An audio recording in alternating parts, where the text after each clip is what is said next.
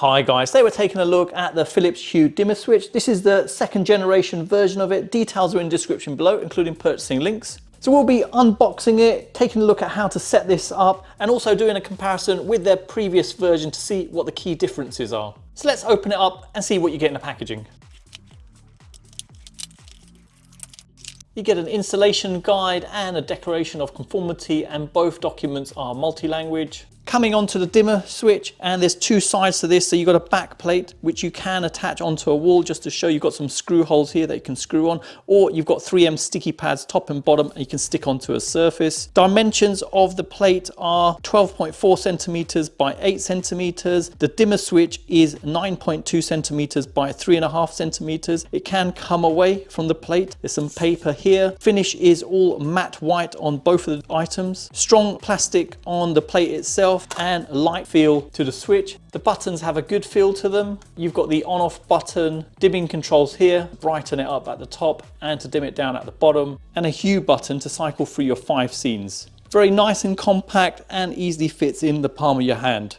Now, comparing the old dimmer switch with the new one, first thing to notice is the old one was glossy, whereas the new one is completely matte white. Size of the back plate is smaller as well, as you can see. Flipping over to the back, you can see the old one has magnets, didn't have 3M stickers, where there's no magnets on the new one. Both the switches are literally identical in size. The only real difference is the new one's more curved off. And you can see the dimming button is actually a single button we can press up and down, and there's no separation between them. On and off is different as well. Obviously you can turn it on and off from this, whereas on this one you had on and off down there. And then you've got the hue button on here, which is missing on the new one. The new one is magnetic, which is quite cool. So you can just put it onto a metal surface. So just to demonstrate here, just sticks via magnets on there.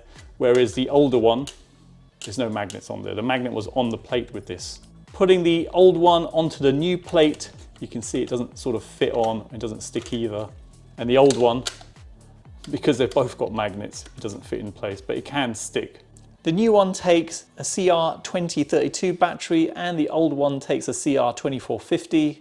It's easier to remove the battery. On the new one, you just twist this round and you can open it up, no tools required, whereas with the old one, you need a screwdriver to do it. The new one's lighter at 72 grams, where the old one is 100 grams in weight. They can work standalone and they can control up to 10 lights, but you'd get more functionality if you connected it to the Hue Bridge. The differences are very subtle, and it's nice this one has the Hue button. Removing the battery cover, you can see there's a small hole over here in case the device needs a reset. Let me show how to get the dimmer switch working standalone first of all. So if you do have any issues pairing it up, all you do is remove the battery at the back and hit the setup button. And you can use a small pin like that to press the button down. Now it's as simple as holding on to the button here for 3 seconds.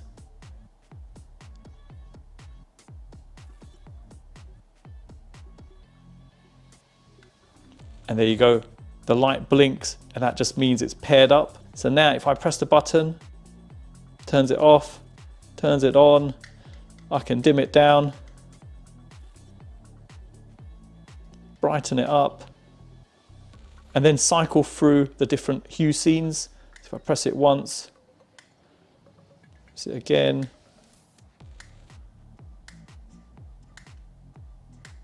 there you go. How easy was that? No app required or anything, just in a few seconds, just paired up straight away. So what's nice about this is if you had other Hue devices and you didn't want a bridge, you can just use it standalone with up to 10 devices. But again, if you wanted to control it, you've got to remember that the power has to be onto the device. It's not going to turn a plug on for you, for example. The other thing to remember is you can't use both the hub and standalone. It doesn't really make sense. Obviously, you've got to pair it up to a hub and you can control your devices via that, or just use it standalone.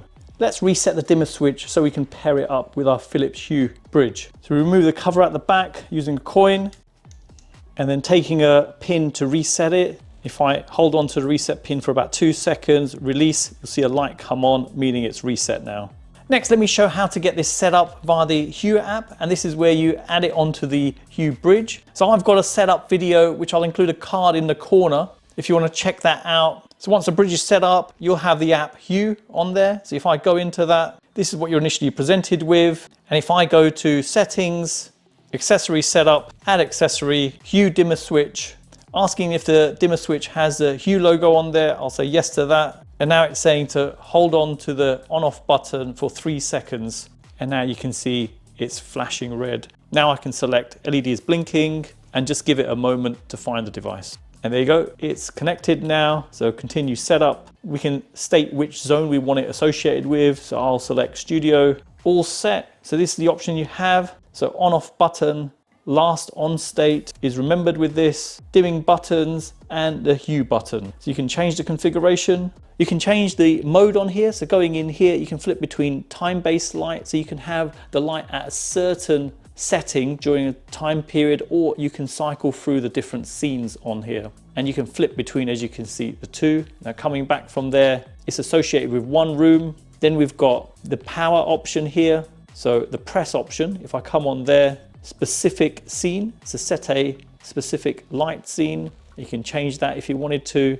Studio, so you're just saying when you press it, it will turn those lights on. And then if you hold on, do nothing or turn off all the lights in your home. So it's multifunctional, just not controlling a certain set of lights in a room. You can actually hold on to it and get all the lights turning off if you had Hue lights in multiple rooms. So for the Hue button, you've got 5 different options here, and this is where you can cycle through the different scenes on it, and you can amend each one to your requirements. And that's it. If I click the tick there, and there you go, it's added in at the bottom.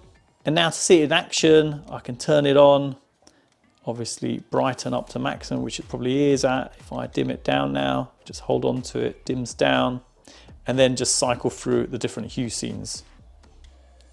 And like I've already said, there's 5 different Hue scenes already defined. You can see the app adjusting as it's going along. So it's fully aware of the changes the button's making with this as it's connecting to the bridge to make these changes. So there you go, I hope it's helped anyone thinking of purchasing this. Some nice enhancements on this dimmer switch. Subtle things like the magnet at the back, so you can just attach it onto a metal surface. In fact, you can cycle through the different Hue scenes, and you can adjust the functionality on the buttons slightly as well. So there you go. Details are in the description below, including purchasing links. Hang around for the end cards. I'll have more smart tech videos. Drop me a like, as it really does help the channel out. Thanks for viewing, and see you in the next one.